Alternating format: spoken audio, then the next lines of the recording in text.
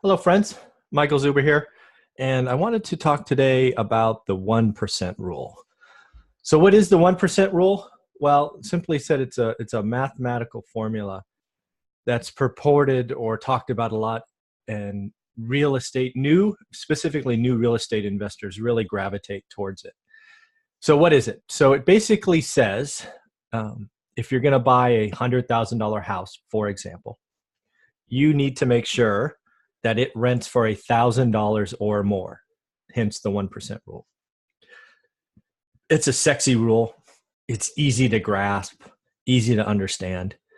And frankly, it was what I followed when I started.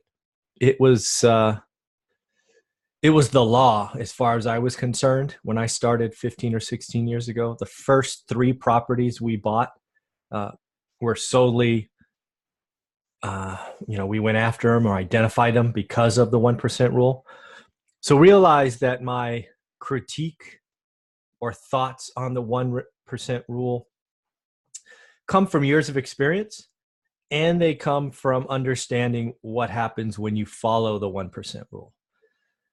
So I thought I would, share my thoughts on it. I thought we should have an honest discussion about it. I think the 1% rule is really dangerous to new investors. Let me just get that out there. I think there are things about the 1% rule when you treat it like law. And again, like I did all those years ago, that happen because you're too blind to facts and reality. So we're going to talk about them. In essence, the rules were pretty cool because, it's easy to understand. But the first thing you have to realize is people have been talking about the 1% rule since I started. But what has happened to the market over those years? Well, when I started, it was going up, up, up, up, up, up, and then it crashed below where I started, and then it came back, right? But for some reason, people just kept saying the 1% rule is where to go.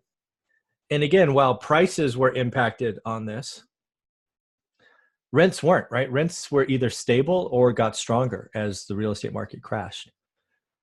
So why would the 1% rule work on this side and then the same rule works on the other side in a market that's vastly different? I think that's simplicity at work. The other thing that happens is there's so many assumptions, right? When you talk about a rule that's based on simply price and rent, that I now know will get you in so much trouble, right? Let me give you an example. So in today's market, or in most markets, the 1% rule, basically only calls out investment options in dicey areas or areas where past landlords have driven up maximum occupancy. They've created lots of little studios, or they've taken a garage and converted it to something, or they've done something that just forces more people to live in a defined area. That's just how it works, right? Think house hacking for apartments. But hey, they can claim their units produce the 1% rule. But again, if you just stay with the 1% rule, you are set up for disaster. Because what happens in these dicey areas or maximum occupants is your expense ratios won't be average. Your expense ratios will be through the roof. You will have more turnover because that anytime you slam that many people together in an area, you're destined to have more turnover, and turnover is what kills landlords. And the 1% rule doesn't take into account turnover, right? It assumes people stay in a house the same as they stay in a 5-studio configuration on a quarter acre. It just doesn't happen. It's not reality, folks. So again, I think the 1% rule is nice to start with. It's nice to play with. Again, I used it, so I feel like an idiot sort of admitting these mistakes I made in the beginning. Instead, what you should be focused on is how hard your cash is working, right? The other thing that's interesting about the 1% rule is its price and rent.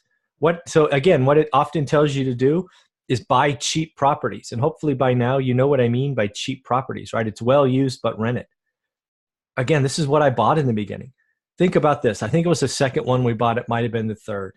It was supposedly, I think it was like a 4-bedroom, 2-bath, and it was rented for, I don't know, let's call it 1,100 if I remember right. And I think we bought it for 105, something like that. But the value should have been like 145 or 150. But we bought it because it simply hit the 1% rule. But guess what? When we raised rents, because we could have, the tenant left, and then we had like a $25,000 or $30,000 repair. That's not included in the 1% rule.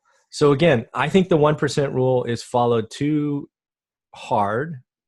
I think it's destined to make you buy in rougher areas with higher turnover. I think it is destined. It's just a rule that I have personally experienced. It tells me to buy the wrong stuff. What I should be doing is, okay, how hard is my cash working? The down payment, closing cost, and if any, make ready. Yeah, sure. I may pay more than 1%, or the 1% rule may be like 0.8 or 0.7. But if I'm buying in a nicer area and it's a house and it's fully remodeled and there's less turnover, just because that's what the law of averages work, you're going to get a better return. Sure, you can't tell your friends you bought a 1% rule deal, but I guarantee you in 2 or 3 or 4 years, you're going to be far more profitable because your cash flow would be better. The 1% rule today is forcing people to buy lower quality stuff, buy cheap stuff, and stuff that is going to be terrible to manage. And I say this as a landlord that's owned that stuff. If you're a busy professional and you have time is your constraint, I think the 1% rule is going to be very dangerous for you. You're going to buy something out of state probably. It's going to be difficult to manage when the real estate cycle turns or the business cycle turns, and you are going to think real estate investing is the worst thing around because tenants are going to move, your turnover costs will explode, you're going to have vacancies, break-ins. The 1% rule is dangerous today, and I haven't followed it for probably a decade because it consistently told me to buy the wrong stuff. Again, the 1% rule was never meant to be the single thing you drive your business by. It's one of those early filters that you use to help identify, but it is nothing I use today. I think it is really, really dangerous because it tells you to buy the wrong stuff.